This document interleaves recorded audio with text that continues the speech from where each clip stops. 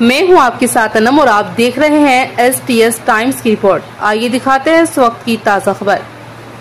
Bhiwandi UBT के जिला प्रमुख मनोज गगे का जन्मदिन धूमधाम से मनाया गया। 5 जून 2025 को भिवंडी सेना भवन में भिवंडी शहर के कई बड़े नेताओं ने जन्मदिन की बधाई दी। आपको बता दें कि मनोज गगे पिछले कई वर्षों से शिवसेना में ईमानदारी से पार्टी के हितों के लिए सदैव तत्पर रहने वाले निष्ठावान शिव सैनिक हैं। मनोज गगे को जन्मदिन की शुभकामना देने के लिए सभी शिव सैनिक, शिवसेना पदाधिकारी, महिला मोर्चा पदाधिकारी, व्यापारिक संगठन पदाधिकारी, शिवसेना दत्तक संगठन पदाधिकारी, युवा सेना पदाधिकारी एवं समाज सेवी बड़ी संख्या में उपस्थित रहे। उपस्थित सभी लोगों ने मनोज गगे को शुभकामनाएं दी और मनोज गगे ने इन सभी शुभकामनाओं को प्रेम पूर्वक स्वीकार किया और सभी का तहे दिल से आभार व्यक्त किया।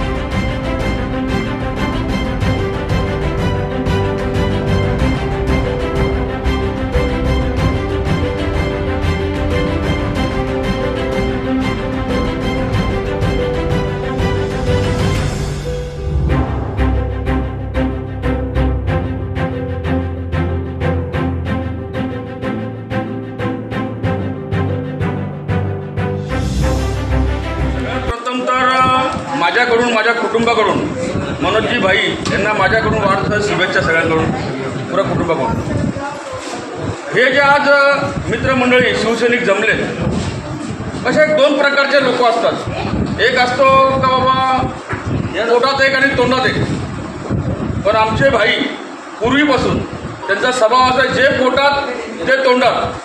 कोणाचा असा मागणा वाईटपणा बोलणार ना, राग आला तर त्याला तोंडावर बोलतील, म्हणून ते कार्यकर्ते व ते मित्र समजून घेतात का भाईच्या जे तोंडात आहे तेच पोटात आहे।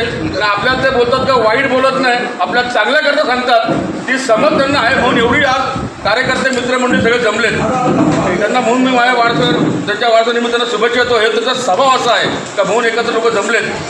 सांगायचा मुद्दा म्हणजे मी एक शिवसैनिकच आहे, भले मी पक्ष 2दा बदली केले, तो भाग वेगळा आहे, पण मला शिवसेनेत प्रवेश घेऊन शाखा प्रमुख देणारे आमचे भाई आणि भाईंमुळे मी आज शाखा प्रमुख झालो, शाखा प्रमुखाचा विभाग प्रमुख झालो आणि मनसेमध्ये शहर प्रमुख झालो। मी शहर प्रमुख झालो म्हणजे मोठा नव्हतो, पण माझी मूळ आणि माझा झाड इथून लागला शिवसेनेतना, तेव्हा मी मोठा झालो आणि माझं नाव झाला। सगळ्यांचा आभार प्रकट करतो, प्रयत्न भाईला वाढदिवसाच्या शुभेच्छा देतो। त्यांना कामाची आवड होती, सगळं करत असताना त्यांना एक त्यांची लहानपणी तुम्हाला गोष्ट सांगतो। त्यांचे वडील पहिल्यापासून नगरपालिकेत कामाला असताना त्यांच्याकडे नागरिकांचा सकाळी ओढा असायचा, लोक सगळे हे काम पाहिजे ते काम पाहिजे, सगळे कामं बोलत जायचे। मनोज तेव्हा लहान होता, मनोज त्या ठिकाणी ते कामाला आलेले लोक असताना वडील काम करत असताना मनोज त्या कामामध्ये लुडबुड करायचा। मग वडिलांनी काय केलं, बाबा हे घे, हे काम कर, तिथं बस, हे करून आण।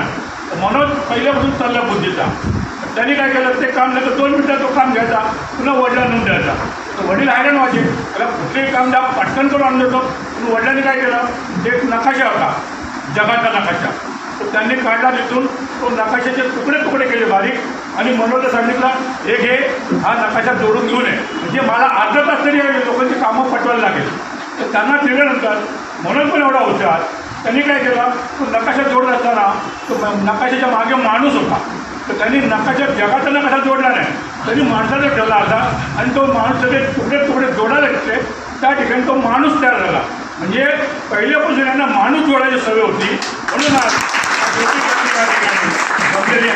त्यांचे वडील तेव्हा खुश झाले, बाबा याला माझ्या एकाच माणसाचे ओढ आहे आणि हा नेहमी माणसांमध्ये राहील आणि माणसाचीच कामं करेल, हे त्यांच्याकडे पहिल्यापासून आवड आहे.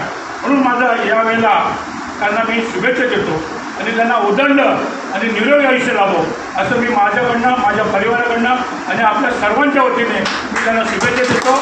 जय हिंद, जय महाराष्ट्र.